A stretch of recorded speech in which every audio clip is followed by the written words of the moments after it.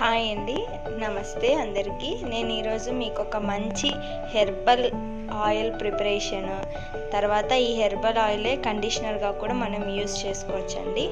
So ఈ herbal oil తయారు చేసుకోవడానికి ఏవేవి కావాలో ఒకసారి చూద్దాం.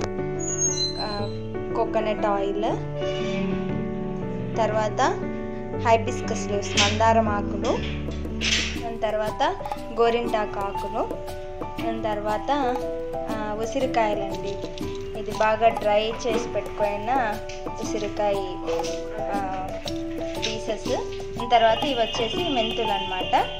తర్వాత ఇవి హైబిస్కస్ ఫ్లవర్స్, మందారం పూలని బాగా ఇలా వాష్ చేసి డ్రై చేసుకోవాలి.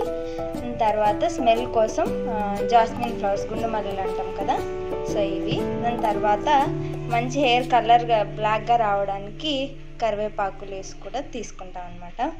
సో వీటిని అన్నిటిని వాష్ చేసి డ్రై చేసిన తర్వాత కోకోనట్ ఆయిల్లో వేసి బాగా బాయిల్ చేయాలండి. బాయిల్ చేసిన తర్వాత ఆ ఆయిల్ని ఫిల్టర్ చేసుకుంటే మంచి హెర్బల్ ఆయిల్ తయారవుతుంది.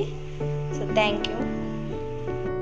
సో ఇంతకుముందు చెప్పిన ఇంగ్రీడియంట్స్ ఉన్నాయి కదండి, ఇవన్నీ మనం ఒక కప్లోకి వేసుకొని కోకోనట్ ఆయిల్ వేసుకున్న తర్వాత ఆ ఇంగ్రీడియంట్స్ అన్ని దీంట్లోకి వేసుకొని ఇలా హీట్ చేయాలండి బాగా ప్యాన్ పైన. సో మీకు ఇంకా కావాలి దీంట్లోకి అనుకుంటే అడిషనల్గా ఆమ్లం కూడా యాడ్ చేసుకోవచ్చు. ఈ హెయిర్ ఆయిల్ వల్ల డాండ్రఫ్ కంట్రోల్ అవుతుంది, హెయిర్ ఫాల్ కంట్రోల్ అవుతుంది, ఇంకా హెయిర్ కూడా మంచి షైనీగా వస్తుంది.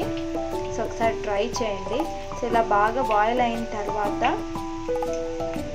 ఈ ఫిల్టర్ చేసుకోవాలండి. ఫిల్టర్ చేసుకొని మనం ఒక గ్లాస్ జార్లో భద్రపరచుకోవచ్చు అనమాట ఈ హెయిర్ ఆయిల్ని.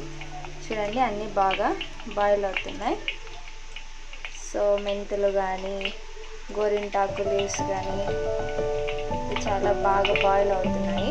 సో ఈ బాయిల్ అయిన తర్వాత కూల్ అయిన తర్వాత మీరు ఫిల్టర్ చేసుకొని గ్లాస్ జార్లో భద్రపరచుకోవచ్చు అనమాట.